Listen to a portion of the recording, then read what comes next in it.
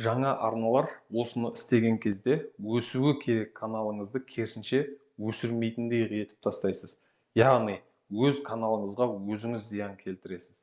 Ең жиі шатастыратын нәрсе осы: контент бөлек, видео бөлек. Алгоритмнің ең ұнатпайтын нәрсесі де осы. YouTube'та бұл қателікті жасайтын арналар өссе де, бірақ қаралым жиналуда қиналады. Бұл видеода сізге YouTube'та жиі кездесетін қателіктер туралы айтатын боламын, және бұл қателіктер сіздің каналыңызға өте кері әсерін тигізеді.